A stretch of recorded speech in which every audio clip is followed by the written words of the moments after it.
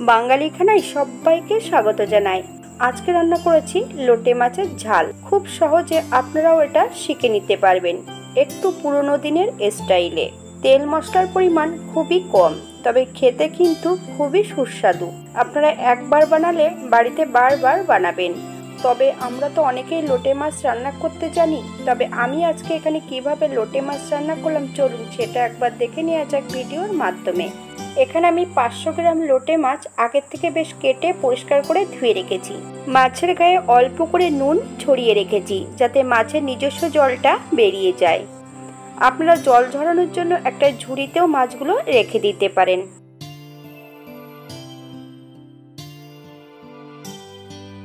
এই পর্যায়ে একটা কড়াইতে বেশ কিছুটা সাদা তেল অ্যাড করব। আপনারা এই রান্নাটা সর্ষের তেলেও করে নিতে পারেন। মিডিয়াম সাইজের একটা রসুন 80% মতন বেটে নিয়েছি, সম্পূর্ণ রসুনটা অ্যাড করব।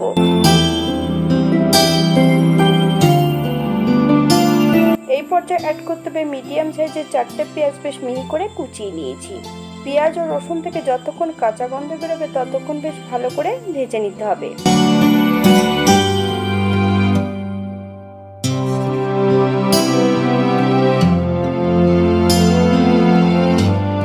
এই পর্যায়ে অ্যাড করব 2 চামচ নুন। আপনারা স্বাদ অনুসারে নুনটা অ্যাড করবেন। তবে পেঁয়াজটা খুব বেশি ভেজে নেব না। পেঁয়াজ যদি খুব বেশি ভেজে নেওয়া হয় তাহলে সেদ্ধ হতে সময় লাগবে। পেঁয়াজ ও রসুন থেকে যতক্ষণ কাঁচা গন্ধ ছাড়বে ততক্ষণ ভেজে নিলেই হবে।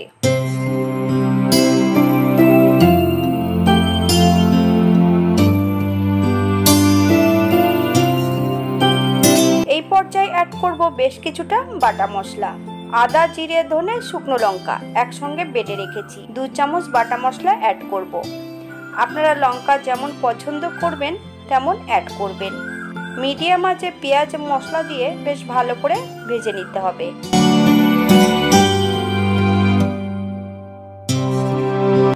এই পর্যায়ে অ্যাড করব 1/2 চামচ হলুদ গুঁড়ো।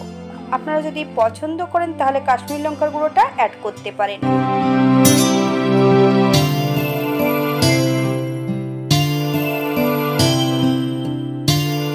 একটা মিডিয়াম সাইজের টমেটোর অর্ধেকটা বেশ ছোট ছোট টুকরো করে অ্যাড করেছি। 5-7টা কাঁচা লঙ্কা ফালি দিয়ে অ্যাড করেছি। আপনারা যদি কাঁচা লঙ্কা পছন্দ করেন তাহলে পরিমাণে বাড়িয়ে দিতে পারেন। এই পর্যায়ে মশলা দেওয়া বাটি থেকে সামান্য একটু জল অ্যাড করব।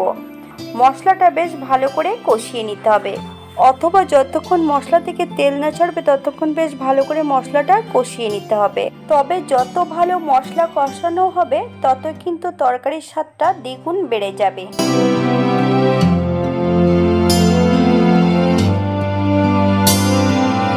মশলা থেকে তেল ছেড়ে দিয়েছে। এই পর্যায়ে সম্পূর্ণ মাছগুলো অ্যাড করব। মাছ দেওয়ার পর মাছ ও মশলা সহ বেশ 2 থেকে 3 মিনিটের মতন হাই ফ্লেমে বেশ ভালো করে কষিয়ে নিতে হবে। মিডিয়াম আঁচে 5 থেকে 7 মিনিটের মতন ঢাকা দিয়ে রেখে দেব যাতে মাছগুলো সেদ্ধ হয়ে যায়।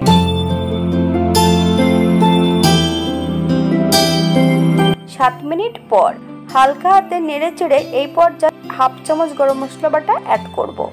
আপনারা গুঁড়ো মশলাটা দিয়েও রান্নাটা করে নিতে পারেন।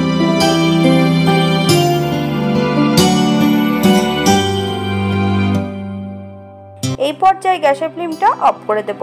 5 মিনিটের জন্য স্ট্যান্ডিং টাইম দিতে হবে, তারপর সার্ভ করব।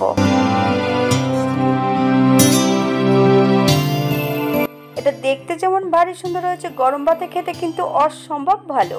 আপনারা যদি সর্ষে পছন্দ করেন তাহলে আপনারা সর্ষে বাটাটা অ্যাড করতে পারেন। আপনারা বাড়িতে একবার একই পদ্ধতিতে বানিয়ে নেবেন। আজকের ভিডিওটি এই পর্যন্ত। সবাই সুস্থ থাকবেন, ভালো থাকবেন। অন্যদিন নতুন রেসিপি নিয়ে আপনাদের সামনে আবার আমি হাজির হব। নতুন ও পুরনো সকল বন্ধুদের অসংখ্য ধন্যবাদ ভিডিওটি দেখার জন্য।